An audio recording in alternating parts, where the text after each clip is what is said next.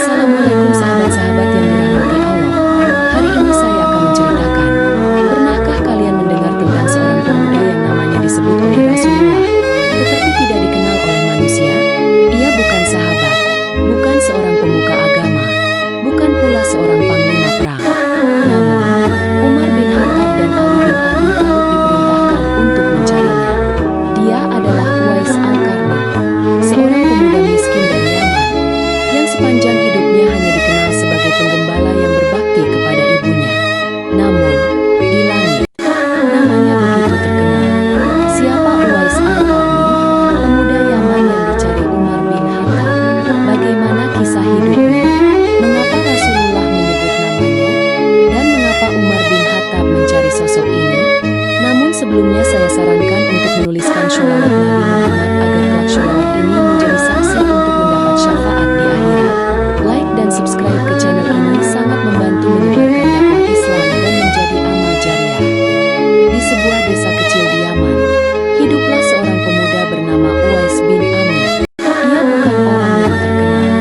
Tidak ada yang mengenalnya sebagai pedagang besar, pemimpin, atau ahli ilmu.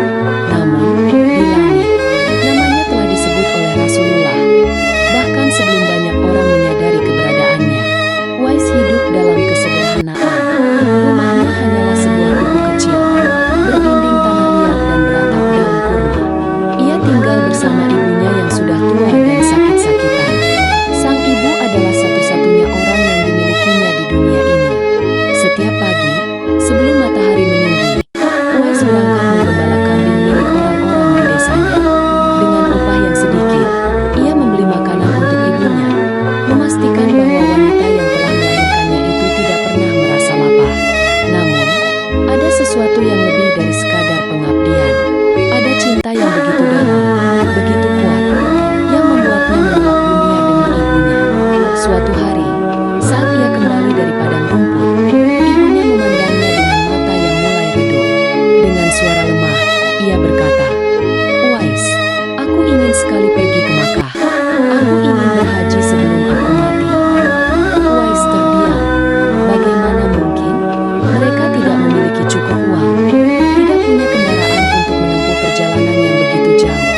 Namun, ia melihat sesuatu dalam tatapan ibunya. Bukan sekadar permintaan. Ini adalah harapan terakhirnya. Malam itu, Uwais duduk dalam kegelapan, menatap langit yang dipenuhi bintang. Ia mengangkat tangannya dan berbisik, "Ya Allah, jika ini yang diinginkan ibuku, maka berikan aku jalan." Ia tahu, perjalanan ini mustahil, tapi ia tidak akan mundur. Sejak hari itu, Uwais mulai bekerja lebih keras. Ia menggembala lebih banyak kambing, menerima upah tambahan, dan menahan lapar demi mengumpulkan sedikit demi sedikit perbekalan.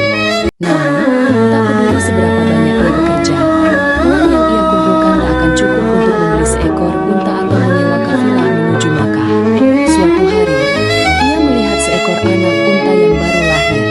Seekor binatang kecil yang lemah, tetapi dengan harapan besar di mata Uwais. Ia membeli anak unta itu dengan seluruh tabungannya. Orang-orang menertawakannya. "Apa yang kau lakukan, Uwais? Bagaimana mungkin seekor anak unta membawamu dan ibumu ke Makkah?" Namun, Uwais hanya tersenyum. Ia memiliki rencana. Hari demi hari, ia melatih anak unta itu. Ia menggendongnya, berjalan berkeliling desa sambil menahan beban tubuhnya. Setiap hari, anak unta itu tumbuh semakin besar, semakin kuat, dan setiap hari pula, tubuh Uwais semakin terbiasa menahan beban yang bertambah. Bulan berganti, anak unta itu kini telah besar. Namun bukan ia yang akan membawa ibunya ke Makkah. Uwaislah yang akan menggendong ibunya, seperti ia menggendong anak unta itu selama ini. Ketika musim haji tiba, ia bersiap. Dengan ibunya di atas punggungnya, ia melangkah pergi, meninggalkan desanya. Ribuan kilometer terbentang di hadapannya. Gurun yang panas, bukit yang terjal, perjalanan yang tak seorang pun berani melaluinya dengan cara seperti ini. Tetapi Uwais tak ragu. Langkah demi langkah, ia berjalan di bawah terik matahari. Kakinya melepuh, pundaknya terbakar. Namun ia tak berhenti.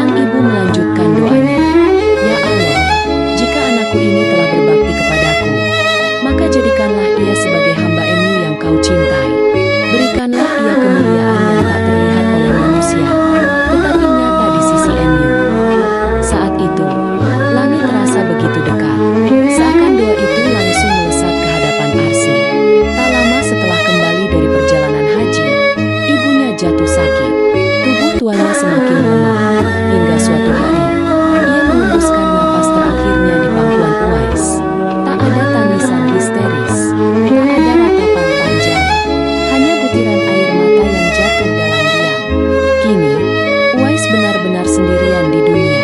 Tetapi ia tidak tahu, namanya telah menggema di langit. Di tempat yang jauh, di kota Madinah, Rasulullah telah menyebut namanya di hadapan para sahabat. Dan ketika kelak Umar bin Khattab mendengar nama itu, ia akan mencarinya dengan penuh kerinduan. Di Madinah, suatu hari Rasulullah duduk bersama para sahabatnya. Wajah beliau tampak serius, seolah hendak menyampaikan sesuatu yang sangat penting. Beliau memandang Umar bin Khattab dan Ali bin Abi Thalib, lalu berkata, "Akan datang kepada kalian seorang laki-laki dari Yaman, bernama Uwais bin Amir. Ia berasal dari Murad, bagian dari Kar. Ia memiliki tanda putih di tubuhnya karena penyakit kusta yang telah disembuhkan Allah, kecuali tersisa sedikit di kulitnya. Ia berbakti kepada ibunya, dan karena baktinya, jika ia bersumpah atas nama Allah, maka Allah akan mengabulkannya. Jika kalian bertemu dengannya, mintalah ia berdoa agar Allah mengampuni kalian." Para sahabat terdiam. Bagaimana mungkin ada seseorang yang begitu mulia? Bahkan Rasulullah meminta mereka untuk meminta doa kepadanya. Siapakah Uwais Al-Qarni ini? Namun, tak lama setelah itu, Rasulullah wafat. Waktu pun berlalu, dan berita tentang Uwais seakan menghilang di antara berbagai peristiwa besar yang melanda dunia Islam. Namun, Umar bin Khattab tak pernah melupakan nama itu. Sejak ia menjadi khalifah, setiap kali datang kafilah dari Yaman untuk berhaji, ia selalu bertanya, "Apakah di antara kalian ada seseorang bernama Uwais bin Amir?" Berkali-kali ia bertanya, tetapi tak ada seorang pun yang mengenal nama itu. Sebab Uwais bukan seorang ulama besar, bukan pemimpin, bukan saudagar kaya. Ia hanya seorang penggembala miskin yang hidup dalam kesunyian. Hingga suatu hari, bertahun-tahun setelah Rasulullah wafat, Umar akhirnya menemukan jejaknya. Di antara rombongan kafilah yang datang dari Yaman, ada seorang laki-laki yang sederhana, berpakaian lusuh, dan tidak menarik perhatian siapapun. Dialah Uwais Al-Qarni. Dan ketika Umar akhirnya berdiri di hadapannya, sesuatu yang luar biasa pun terjadi. Umar bin Khattab menatap laki-laki yang berdiri di hadapannya. Sosok itu tampak sederhana, bahkan hampir tak terlihat di antara orang-orang yang datang dari Yaman. "Siapa namamu?" tanya Umar dengan suara tegas. Laki-laki itu menundukkan kepala, menjawab dengan lembut, "Uwais, wahai Amirul Mukminin." Umar merasakan dadanya bergetar. Setelah bertahun-tahun mencari, akhirnya ia menemukan pemuda yang Rasulullah sebutkan. "Benarkah kau Uwais bin Amir, dari kabilah Murad, bagian dari Kar?" Uwais mengangguk. Ali bin Abi Thalib yang berdiri di sisi Umar memperhatikan dengan saksama. Ia melihat tanda putih di tubuh Uwais, bekas penyakit kusta yang hampir hilang seluruhnya, kecuali sedikit tersisa. "Apakah kau masih memiliki seorang ibu?" tanya Umar lagi. Uwais mengangguk pelan. "Tidak, ia telah kembali kepada Allah." Umar menarik napas panjang. Hatinya semakin yakin bahwa inilah orang yang Rasulullah sebut-sebut. Tanpa ragu, Umar dan Ali mendekat, lalu berkata, "Wahai Uwais, doakan kami agar Allah mengampuni dosa-dosa kami." Uwais terkejut, matanya membesar, seolah tak percaya apa yang baru ia dengar.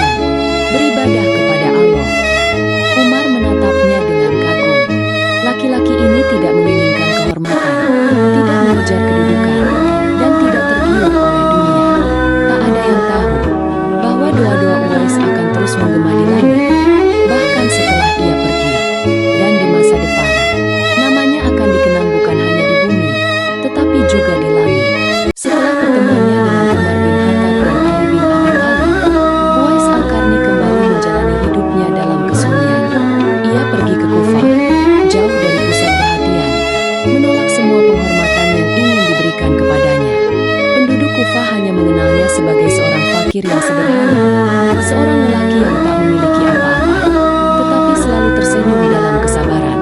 Ia bekerja sebagai penggembala, makan dari hasil keringatnya sendiri, dan menghabiskan malam-malamnya dalam ibadah. Namun, ada satu hal yang membuat orang-orang heran. Setiap kali seseorang sakit atau kesulitan, dan mereka meminta Uwais untuk berdoa, seolah-olah langit langsung menjawab permohonan itu. Mereka melihat bagaimana hujan turun setelah Uwais menengadahkan tangan. Mereka menyaksikan orang-orang yang tertimpa musibah tiba-tiba mendapat jalan keluar setelah ia berdoa untuk mereka. Tetapi setiap kali seseorang mulai memuji dan menyanjungnya, Uwais segera pergi. Ia tidak ingin dikenal. Ada satu kisah yang menggetarkan hati penduduk Kufah. Suatu hari, seorang laki-laki datang kepadanya, membawa sejumlah hadiah. Ini untukmu, wahai Uwais. Engkau adalah wali Allah, seseorang yang doanya mustajab. Terimalah ini sebagai bentuk penghormatan kami. Uwais menatap hadiah itu dengan mata yang penuh kesedihan. Lalu ia berkata, wahai saudaraku, engkau melihatku dengan matamu, tetapi aku melihat diriku dengan hatiku. Jika saja engkau tahu dosa-dosaku, engkau pasti tidak akan memberikan ini kepadaku. Ambillah kembali hartamu, karena aku tidak membutuhkannya. Laki-laki itu tercengang. Ia merasa malu, lalu pergi dengan wajah tertunduk. Uwais tidak menginginkan dunia. Ia hanya ingin hidup dalam ketaatan kepada Allah, jauh dari ria dan pujian manusia. Namun, takdir telah menetapkan bahwa ia akan dikenal. Sebab Rasulullah telah menyebut namanya, dan doa-doanya telah naik ke langit. Meski ia tetap hidup dalam kesunyian di bumi, tetapi setiap perjalanan pasti akan mencapai akhirnya. Dan bagi Uwais, akhir itu semakin dekat. Hari-hari berlalu, dan Uwais Al-Qarni tetap hidup dalam kesederhanaan. Ia tak pernah mencari ketenaran, tak ingin dikenal, dan selalu menghindari pujian manusia. Namun, semakin ia berusaha menghilang, semakin banyak orang yang mendengar namanya. Di Kufah, orang-orang mulai membicarakan dirinya. Mereka berusaha mencari tahu di mana ia tinggal, ingin melihat wajah orang yang Rasulullah sebut-sebut dalam sabdanya. Tetapi Uwais tak pernah membiarkan dirinya dikelilingi banyak orang. Setiap kali namanya mulai dikenal, ia berpindah ke tempat lain, menyendiri dalam ibadahnya. Hingga suatu hari, tubuhnya mulai melemah. Ia jatuh sakit, tetapi tak ada seorang pun yang mengetahui keadaannya. Tak ada keluarga yang merawatnya, tak ada sahabat yang menemani. Hanya ia sendiri di dalam sebuah kamar kecil yang sepi, berbicara dengan Rabbnya dalam doa dan munajat yang panjang. Orang-orang baru menyadari kepergiannya ketika kabar itu tersebar. Uwais Al-Qarni telah wafat. Namun, ada sesuatu yang membuat penduduk Kufah terkejut. Saat jenazahnya hendak dimandikan dan disyalatkan, tiba-tiba datanglah sekelompok orang asing. Wajah mereka berseri-seri, dan mereka membawa kain kafan terbaik, seolah mereka telah menyiapkannya jauh sebelum Uwais wafat. Penduduk Kufah bertanya, siapakah kalian? Dari mana kalian tahu bahwa Uwais telah meninggal? Tetapi orang-orang asing itu hanya tersenyum dan berkata, kami datang untuk mensyalatkannya. Tak ada yang mengenali mereka. Setelah jenazah Uwais dimakamkan, orang-orang asing itu pun menghilang tanpa jejak. Penduduk Kufah menyadari sesuatu. Mereka bukan orang biasa. Mereka adalah penduduk langit yang datang untuk mengurus jenazah seorang lelaki yang mungkin tak dikenal manusia di bumi, tetapi begitu terkenal di langit. Uwais Al-Qarni pergi tanpa meninggalkan harta, tanpa keluarga, tanpa sanjungan dari manusia. Namun, namanya tetap hidup, karena Rasulullah pernah menyebutnya, dan doa-doanya telah menggema di hadapan Allah.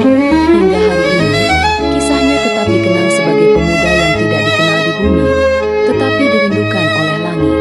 Uwais Al-Qarni bukanlah orang yang dikenal manusia, tetapi namanya begitu harum di langit.